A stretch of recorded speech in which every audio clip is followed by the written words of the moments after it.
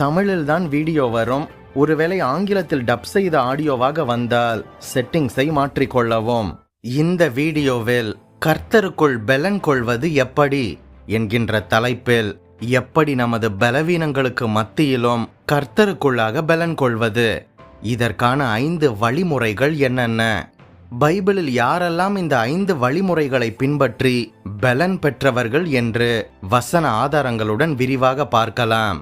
இந்த வீடியோவை பார்த்து முடிக்கும் போது நீங்கள் பலவீனர்களாக அல்ல, நிச்சயமாக இந்த 5 பலன் தரும் வழிமுறைகளை தெரிந்து கொண்டு பலனுள்ளவர்களாக மாறுவீர்கள் என்பதில் சந்தேகமில்லை. வீடியோக்கு ஒரு லைக்கை போட்டுவிட்டு கடைசி வர பாருங்க. உங்கள் ஆவிக்குரிய வாழ்க்கைக்கு இது மிக உதவியாக இருக்கும். நம் Bible wisdom Tamil WhatsApp channel link டிஸ்கிரிப்ஷனில் இருக்கின்றது. கிளிக் செய்து வாட்ஸ்அப்பிலும் இணைந்து கொள்ளுங்கள்.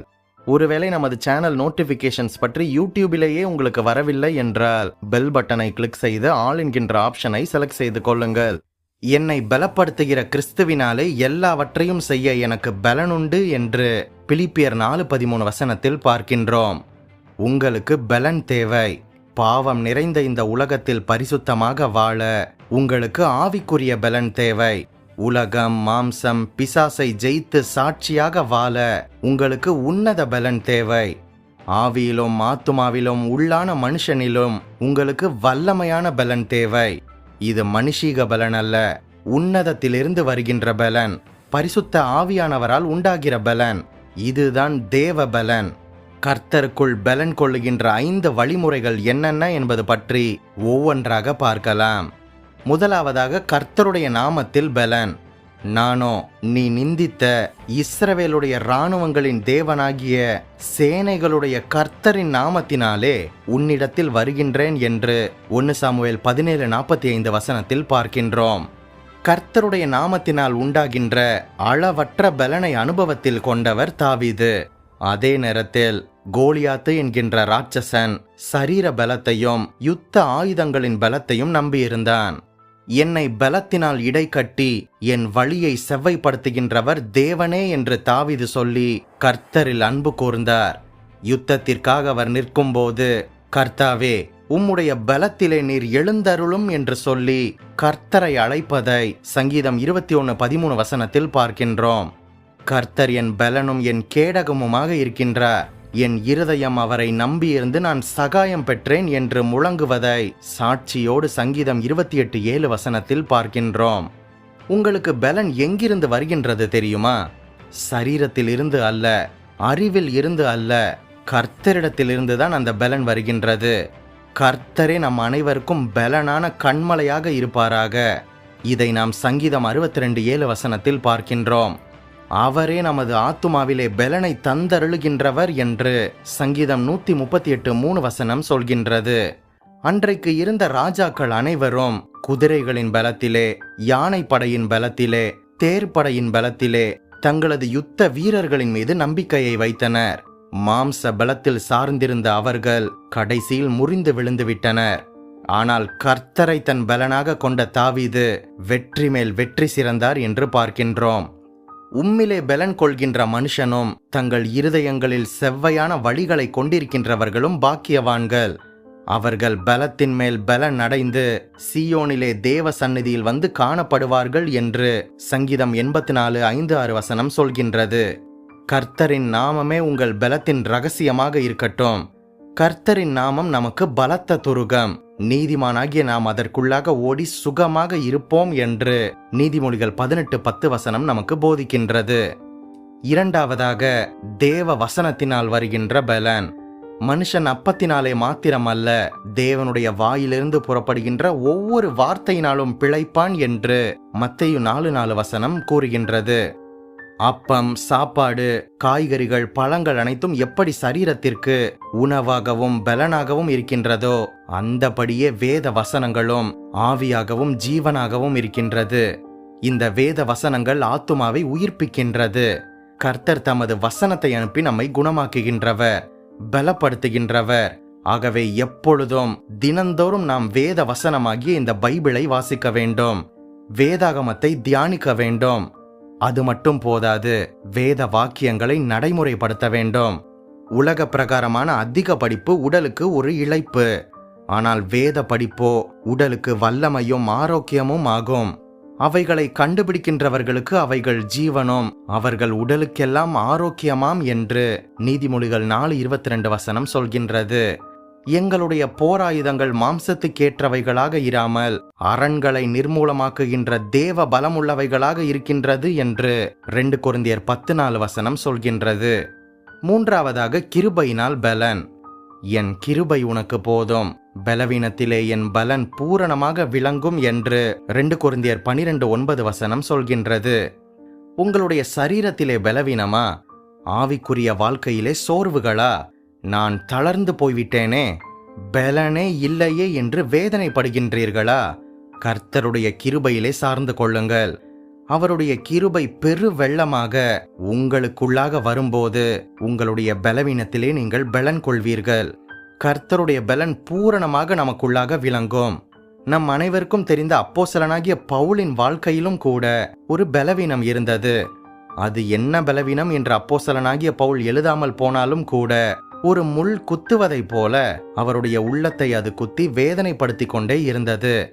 அந்த பலவீனம் நீங்கும்படி 3 முறை கர்த்தரிடத்தில் அவர் ஊக்கமாக ஜெபம் செய்தார். அதற்கு கர்த்தருடைய பதில் என்ன தெரியுமா? என் கிருபை உனக்கு போதும், பலவீனத்திலே என்னுடைய பலன் உனக்கு பூரணமாக விளங்கும் என்றார். இப்படியாக நாம் பலவீனராக இருக்கும்போது விசேஷித்த கிருபையை கர்த்தர் நமக்கு கட்டளையிட்டு நம்முடைய பலவீனத்தை அது மேற்கொள்ள உதவி செய்கின்றார். கர்த்தர் பல வேளைகளில் பாறைகளைப் போல இருக்கின்ற பலவீனங்களை அகற்றுவதில்லை, ஆனால் தண்ணீரை போல கிருபையை அதிகரித்து விடுகின்றார். இந்த கிருபை பெருவெள்ளம் போல வரும்போது நமது பலவீனங்களாகிய பாறைகள் மறைந்து போய்விடுகின்றது. நான்காவதாக விசுவாசத்தினால் பலன். உங்கள் விசுவாசம் மனுஷருடைய ஞானத்தினால் அல்ல, தேவனுடைய பலத்தில் நிற்கும் என்று 1 கொரிந்தியர் 2:4 பார்க்கின்றோம். இந்த விசுவாசமும் தேவனுடைய பலனும் ஒன்றோடொன்று இணைந்தவை.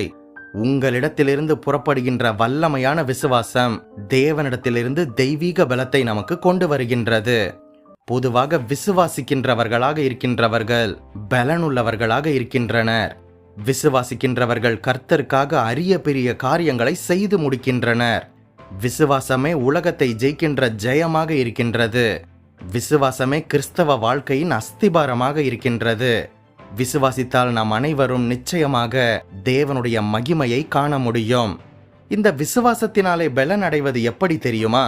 விசுவாச அறிக்கை செய்ய செய்ய, விசுவாச வார்த்தைகளை நமது வாயிலிருந்து பேச பேச, நான் விசுவாசிக்கின்றவர் இன்னார் என்று அறிந்திருக்கின்றேன் என்று திரும்ப திரும்ப நம் வாயின் வார்த்தையின் மூலம் உரக்க சொல்ல சொல்ல நம்மை அறியாமலேயே தேவபலன் நம்மளுக்குள் இறங்கி வருகின்றது. சிலர் எப்போதும் பாவ அறிக்கையையே செய்து கொண்டிருக்கின்றனர், தங்களது பிரச்சனையையே பேசிக் கொண்டிருக்கின்றனர். ஆனால் பிரச்சனைகளுக்கு மத்தியிலும் நீங்கள் எப்போதும் விசுவாச அறிக்கையை செய்து கொண்டிருக்க வேண்டும். விசுவாச அறிக்கைக்கு அருமையான பகுதிகள் எபேசியர் புஸ்தகத்தில் இருக்கின்றது. விசுவாசத்தோடு அதை அறிக்கை செய்து பலனடைய வேண்டும். கிறிஸ்து என்னை உன்னதத்திற்குரிய சகல ஆசீர்வாதத்தினாலும் என்னை ஆசீர்வதித்திருக்கின்றார் என்று எபேசியர் 1:3 நாம் அறிக்கை செய்ய வேண்டும். நான் கிறிஸ்துவுக்குள் உலக தோற்றத்திற்கு முன்னே முன்குறிக்கப்பட்டு தெரிந்து கொள்ளப்பட்டவள். நான் கிறிஸ்துவினால் நேசிக்கப்படுகின்றேன், அன்பினால் பரிசுத்தவானாக மாற்றப்பட்டிருக்கின்றேன் என்று எபேசியர் 1:3-4 அறிக்கை செய்ய வேண்டும். நான் தேவனுடைய பிள்ளை, ராஜாதி ராஜாவின் பிள்ளை, உன்னதமான தேவனுடைய பிள்ளை. நான் கிறிஸ்துவுக்குள் தேவனுடைய சுவிகார புத்திரனாக இருக்கின்றேன் என்று எபேசியர் 1:6 விசுவாச அறிக்கையை செய்ய வேண்டும். எபிரேயர் 11 விசுவாசத்தின் மேன்மையை நமக்கு காட்டுகின்றது. விசுவாசத்தினாலே பழைய ஏற்பாட்டு பரிசுத்தவான்கள் அனைவரும் ராஜ்யங்களை ஜெயித்தனர், நீதியை நடப்பித்தனர், வாக்கு தத்தங்களை பெற்றனர், சிங்கங்களின் வாய்களை அடைத்தனர் என்று எபிரேயர் 11 நாம் பார்க்கின்றோம் அல்லவா? கடைசியாக 5வதாக ஆவியானவருடைய பலன். இயேசு ஆவியானவருடைய பலத்தினாலே கலிலேயாவிற்கு திரும்பி போனார். அவருடைய கீர்த்தி சுற்றிலும் இருக்கின்ற தேசமெங்கும் பரம்பிற்று என்று லூக்கா 4:14 பார்க்கின்றோம். ஆண்டவராகிய இயேசு கிறிஸ்துவின் மீது பரிசுத்த ஆவியானவருடைய பலன் பரிபூரணமாக தங்கியிருந்தது. ஆகவேதான் அவர், கர்த்தருடைய ஆவியானவர் என்மேல் இருக்கின்றார், தரித்திரருக்கு சுவிசேஷத்தை பிரசங்கிக்கும்படி என்னை அபிஷேகம் பண்ணினார் என்று முழங்கியதை லூக்கா 4:18 பார்க்கின்றோம். இப்படியாக ஆவியானவருடைய பலத்தோடு சகல காரியங்களையும் இயேசு செய்து வெற்றி சிறந்தபடியினால் அவருடைய கீர்த்தி சுற்று தேசம் எங்கும் பரம்பியிருந்ததாம். இன்றைக்கு கர்த்தர் அதே பரிசுத்த ஆவியானவருடைய பலத்தை உங்களுக்கு தர விரும்புகின்றார். உங்களை பலத்தினால் இடை கட்டி ஜெயமுள்ள ஜீவியம் செய்ய சத்துவத்தையும் பலனையும் தர விரும்புகின்றார். பரிசுத்த ஆவி வரும்போது நீங்கள் பலனடைவீர்கள் என்று அப்போஸ்தலர் 1:8 சொல்கின்றது. உன்னதத்திலிருந்து வருகின்ற பலனினால் நீங்கள் தரிப்பிக்கப்படுங்கள் என்று இயேசு கிறிஸ்து கூறுவதை லூக்கா 24:49 பார்க்கின்றோம். இந்த பரிசுத்த ஆவியினால் வருகின்ற பலனை பெற்றுக்கொள்ளும்படியாக சீஷர்கள் அனைவரும் மேல் வீட்டறையிலே காத்திருந்து ஜெபித்துக் கொண்டிருந்தனர். அப்போது ஆவியானவர் பலமாக அவர்கள் மீது இறங்கினார். உன்னத பலன் அவர்கள் மீது ஊற்றப்பட்டது. அதற்கு முன்பாக யூதர்களுக்கு பயந்து ஒளிந்து கொண்டிருந்த அவர்கள் அனைவரும் தெய்வீக பலத்தினால் நிறைந்து ஆவியிலே வைராக்கியம் கொண்டு சிங்கத்தை போல பிரசங்கித்ததை பார்க்கின்றோம். நசரேனாகிய இயேசுவை நீங்கள் கொலை செய்தீர்கள். அவரை தேவன் மரித்தோரிலிருந்து எழுப்பினார். அதற்கு நாங்கள் சாட்சியாக இருக்கின்றோம் என்று அவர்கள் முழங்கியதை அப்போஸ்தலர் 3:15 பார்க்கின்றோம். இதற்கு காரணம் என்ன? ஆவியானவருடைய உன்னத பலன் அவர்களுடைய உள்ளான மனுஷனை நிரப்பியது. அந்த பலன் அவர்களுடைய பயம், கோழைத்தனம் எல்லாவற்றையும் நீக்கி போட்டுவிட்டது. இப்போது இந்த வீடியோவை பார்த்து கொண்டிருக்கின்ற உங்களுடைய பலத்தை ஆவியானவர் மீது வைத்து விடுங்கள். உங்கள் பலனாகிய கர்த்தரை எப்போதும் ஸ்தோத்திரம் செய்யுங்கள். நீரே என் பலனாக இருக்கின்றீர் ஆண்டவரே என்று சொல்லி இயேசுவை சார்ந்து கொள்ளுங்கள்.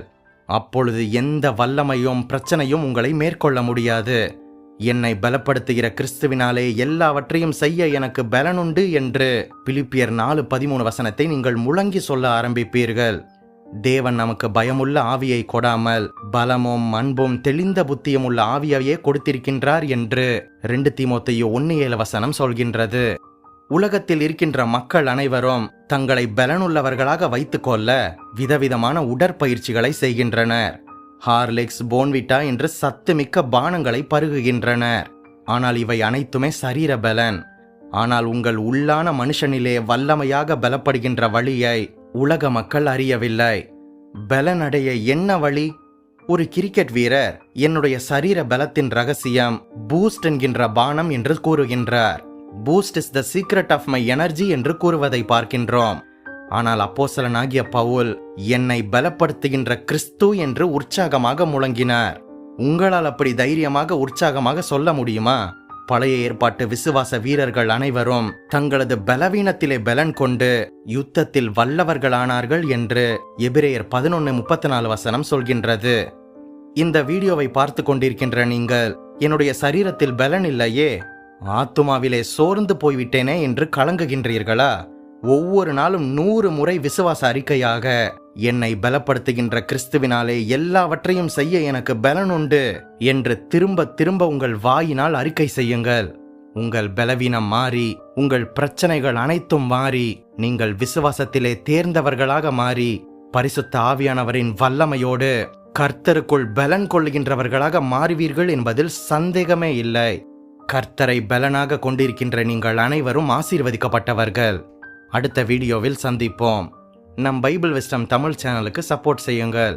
இந்த வீடியோவையும் நமது சேனலையும் உங்கள் கிறிஸ்தவ நண்பர்களுக்கு அறிமுகம் செய்யுங்கள். மேலும் பல வேதாகம தகவல்களையும் சத்தியத்தையும் வேதாகம பின்னணி வரலாற்று தகவல்களையும் அறிந்து கொள்ள நம் சேனல் பிளேலிஸ்ட் பக்கத்திற்கு சென்று மற்ற வீடியோக்களையும் பாருங்கள். மறுபடியுமாக சொல்கின்றேன், நீங்கள் ஆசீர்வதிக்கப்பட்டவர்கள்.